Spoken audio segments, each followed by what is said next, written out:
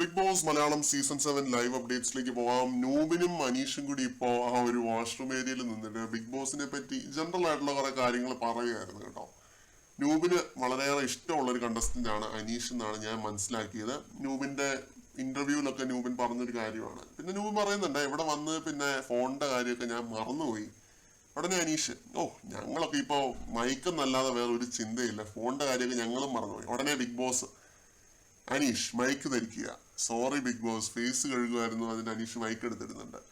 പിന്നെ അനീഷ് തുടക്കത്തിൽ ഇവരുടെ അവസ്ഥകളെ പറ്റിയൊക്കെ പറയുന്നുണ്ട്. 2 ജോഡി വസ്ത്രങ്ങളെ ഞങ്ങൾക്ക് ഉണ്ടായിരുന്നുള്ളൂ, അതേപോലെ ഫുഡൊന്നും കിട്ടാനില്ലായിരുന്നു, പരിപ്പും ചോറും ഒക്കെ ആയിട്ട് ഞങ്ങൾ ഇവിടെ അങ്ങ് അഡ്ജസ്റ്റഡ് ആയി, ടാസ്ക് വരുമ്പോൾ ടാസ്കിന്റെ കാര്യങ്ങളൊക്കെ ആയിട്ട് ബിസി ആയിരിക്കും, നമ്മളെ മുൾമുനയിൽ നിർത്തുന്ന പോലത്തെ വമ്പൻ ടാസ്കുകളായിരുന്നു ബിഗ് ബോസ് തന്നോണ്ടിരുന്നതെന്നൊക്കെ അനീഷ് പറയുന്നുണ്ട്. ഇപ്പൊ റിലാക്സ്ഡ് ആണെന്നുള്ള രീതിയിലാണ് പറയുന്നത്. അപ്പൊ നൂബും മേക്കപ്പിന്റെ കാര്യമൊക്കെ പറയുന്നുണ്ട്. അതുകൊണ്ടാണ് ഇവിടെ ബീട്രൂട്ട് ഫൈറ്റ് ഒക്കെ ഉണ്ടായത് എന്നൊക്കെ അനീഷ് പറയുന്നുണ്ട്. പിന്നെ ഉണ്ടല്ലോ, അനീഷ് ഈ ബിഗ് ബോസ് ജീവിതത്തെ പറ്റി പറയുന്നത് കേൾക്കാനായിട്ട് നല്ല രസമാണ്.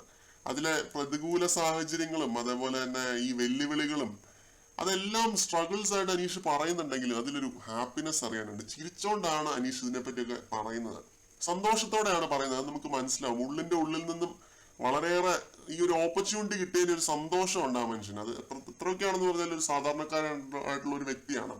ഇങ്ങനെ ഒരു വേദി അനീഷ് സ്വപ്നത്തിൽ പോലും കണ്ടിട്ടുണ്ടാകത്തില്ല.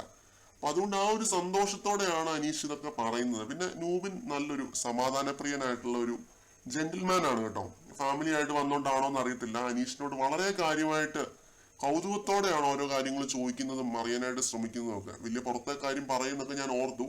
നൂബിൻ ഒരു വാക്ക് പോലും വാവിട്ട് പറഞ്ഞിട്ടില്ല, അത്രയും നീറ്റായിട്ടാണ് ഈ 2 ദിവസവും നിന്നത്.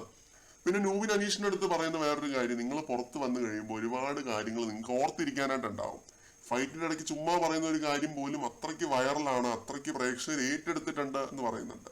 അപ്പൊ ഇതൊക്കെയാണ് ഇവർ തമ്മിൽ നടന്ന ഒരു ലൂസ് ടോക്സ് ആണ്. കൂടുതൽ അപ്ഡേറ്റ്സുമായിട്ട് നമുക്ക് വീണ്ടും കാണാം.